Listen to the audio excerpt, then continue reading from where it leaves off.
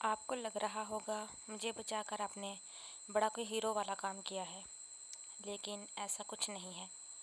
میں خود اپنا دفاع کر سکتی ہوں، پہلے بھی بہت مرتبہ کیا ہے، آج بھی کر سکتی تھی۔ اس نے بالکنی میں رکھے پھولوں کے گملوں پر نظریں جمائے کہا۔ اس کا خاموشی سے سب کے سامنے پتھر کی مورت بن کر کھڑے ہونے والا دفاع وہ آج بخوبی دیکھ چکا تھا۔ اسے انظر کی باتوں پر ہنسی آئی جسے وہ دبا گیا۔ میں نے تو بس ایک کپ کافی کا کہا تھا، تم کیا باتیں لے کر بیٹھ گئی ہو۔ اس دوران وہ کافی کا آدھا مگ پی چکا تھا۔ لیکن اب تم نے یہ موضوع چھیڑ ہی دیا ہے تو یہ تو بتاؤ تم اس دن کہاں سے آ رہی تھی؟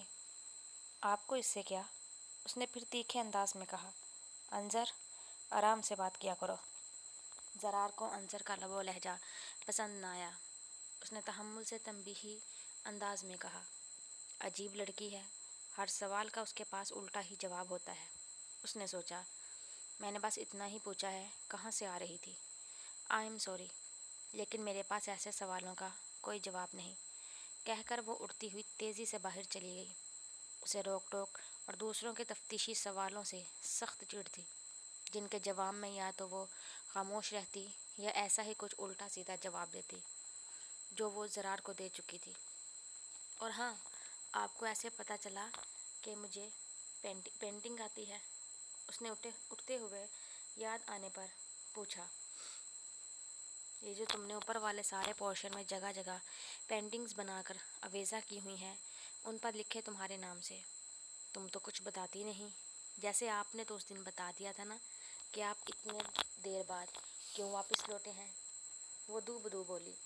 اس کی حاضر جوابی پر زرار خاموشی سے مسکرا دیا۔ ویسے کیا وہ پینٹنگ والا کام اصل میں ہے؟ اس نے پوچھا۔ وہ بولا۔ تو کیا میں کر سکتی ہوں؟ میں آج کل فری ہی ہوتی ہوں۔ اس نے پوچھا۔ شیور، یہ تو بہت اچھی بات ہوگی۔ وہ بھی اپنی جگہ سے کھڑے ہوتے ہوئے بولا۔ پھر کب سے کام کریں؟ کل سے ہی کریں؟ کافی کا خالی مگ ٹرے میں رکھ کر اٹھاتے اس نے اشتیاق سے پوچھا۔ اتنی بھی کیا جلدی ہے، آرام سے کر لیتے ہیں، 3-4 دن میں شروع، وہ بولا۔ تھینک یو، وہ خوش ہوتی بولی۔ اسے خود کو مصروف رکھنے کو ایک اچھا مشغلہ مل گیا تھا، لیکن ایک شرط ہے، تم میرے ساتھ جاؤ گی اور میرے ساتھ ہی واپس آؤ گی، اوکے؟ اس نے جواب طلب نگاہوں سے انظر کو دیکھا۔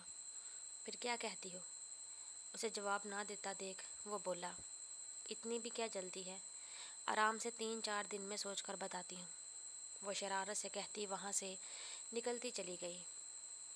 کیا گھر کے باقی لوگ کم ہیں جو اب یہ بھی شروع ہو گئے ہیں؟ اپنے کمرے کا دروازہ بند کرتے وہ بڑبڑائی۔ بیڈ پر لیٹی سالیہ تائی کو دیکھ کر وہ خوش ہوتی چینج کرنے کی غرض سے واش روم چلی گئی۔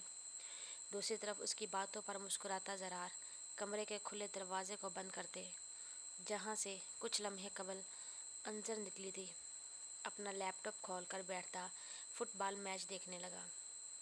سراج الدین صاحب کا غصہ وقتی ثابت ہوا تھا، 2 سے 2.5 ماہ میں ختم ہو گیا۔ ان کے حکم پر منصور ہدی کو لے کر نیکسی سے مینشن شفٹ ہو گیا۔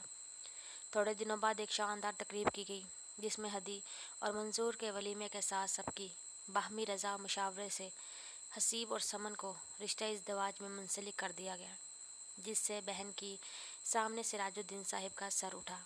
یہ ممتاز بیگم کا خیال تھا جس کو شوہر تک پہچاننے سے پہلے انہوں نے حسیب سے اس کی رضامندی جان لی تھی۔ وہ پہلی غلطی دوبارہ نہیں دہرانا چاہتی تھی۔ سمن جو ان دونوں کو ہنستی مسکراتی زندگی کو دیکھ کر اندر ہی اندر جلتی کڑتی رہتی تھی، شادی کے بندھن میں بندھنے کے بعد اس کے باغی دل کو کچھ قرار آیا اور اس نے منصور کی محبت کو اپنے دل کے کسی انجان کونے میں ہمیشہ کے لیے بند کر دیا۔ وہ منصور کو اپنے دل سے نکال تو نہ سکی، لیکن اس نے اپنے دل پر قائم اس کی حکمرانی ختم کرتے اس کے لیے دل میں موجود تمام نرم گرم جذبات کو ختم کر دیا۔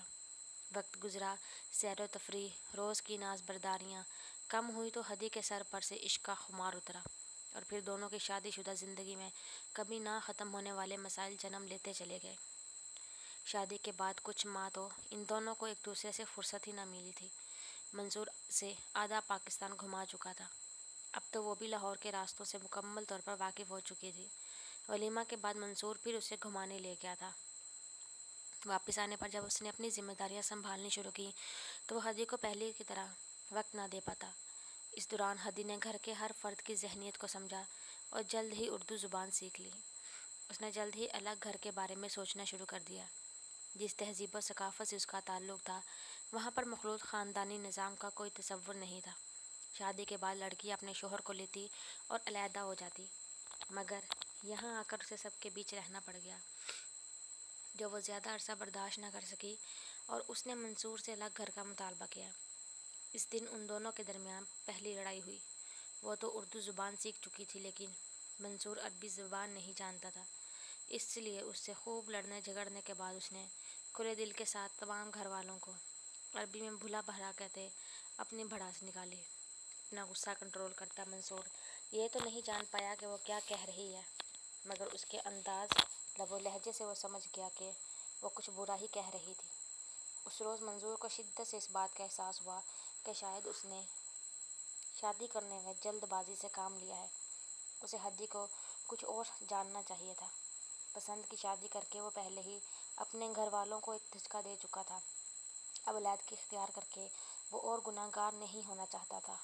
وہ ان لوگوں کے پیار کا مزید امتحان نہیں لے سکتا تھا۔